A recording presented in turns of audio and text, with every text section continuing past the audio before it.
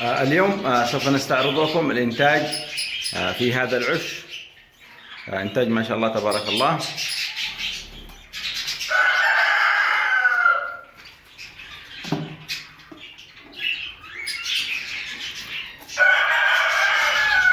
هذه الأنثى وهذه الفراخ.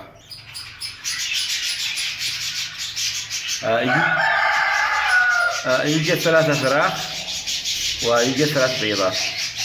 الآن سوف نخرج الفراخ ونستعرضهم.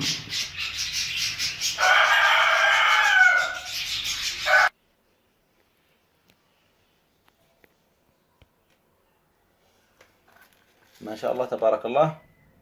طبعا كما تلاحظون جميع الفراخ ألوان العيون حمر. لاحظوا هذا الفرخ الأول.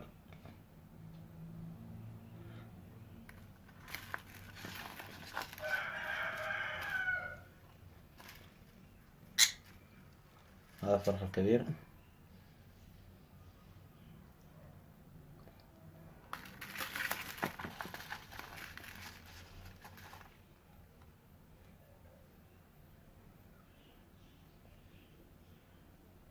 هذا الفرخ.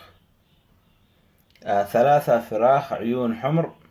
طبعا إن شاء الله سوف نستعرض لكم الذكر والأنثى لهذا الإنتاج في المقطع القادم.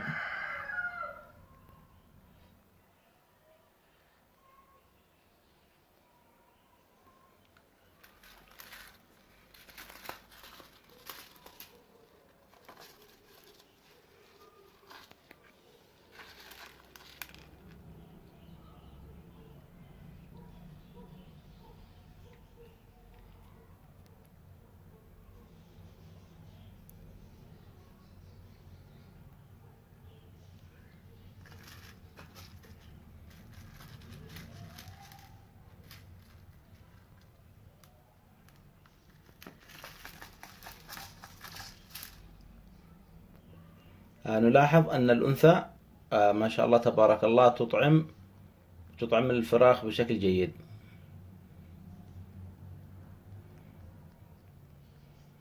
طبعا الأنثى والذكر يطعم الفراخ ويتساعد في إطعام الفراخ. ونلاحظ أن الذكر يطعم الفراخ أكثر من الأنثى. يعني في بعض الأزواج أن الذكر يطعم الفراخ أكثر من الأنثى. نلاحظ أن الأنثى مهملة. إذا كانت الأنثى مهملة وإذا كانت الأنثى لا تسمح للذكر بالدخول في العش، نلاحظ أن الفراخ تكون ضعيفة وأكثر الفراخ تموت بسبب أن الأنثى لا تطعم الفراخ، يعني تكون مهملة، وأيضا لا تسمح للذكر بالدخول العش حتى يطعم الفراخ.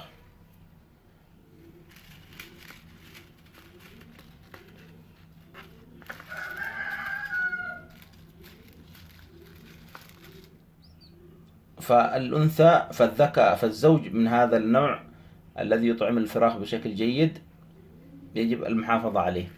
إذا لاحظنا أن الأنثى مهملة لا تطعم الفراخ، وإذا لاحظنا أن الفراخ تموت في هذا العش أكثر من مرة، فيكون السبب من الأنثى أو من الذكر. يعني لا يتم إطعام الفراخ بشكل جيد، يكون في إهمال وتكاسل من الزوج. فيجب الانتباه لهذا النقطة، ويجب التخلص من هذا الزوج. إذا لاحظت أن الفراخ تموت في أكثر من عش، يعني في عشين 3، فالأفضل التخلص من هذه الأنثى، لأن الأنثى سوف تستمر على طبيعتها. سبحان الله، طبيعة التكاسل وطبيعة الأنانية لا تسمح للذكر بالدخول إلى العش لإطعام الفراخ. طبعا بعض الإناث تخاف على الفراخ، يعني لا تسمح للذكر أو أي يعني زوج ثاني أو أنثى ثانية أو ذكر ثاني دخول العش، يعني تخاف على الفراخ. تحاول أن تحمي الفراخ، ولكن هي لا تعرف أنها تقتل الفراخ بهذه الحماية، يعني تحميهم ولا تطعمهم فيموتوا من الجوع. هذا، وإلى اللقاء في مقطع قادم إن شاء الله.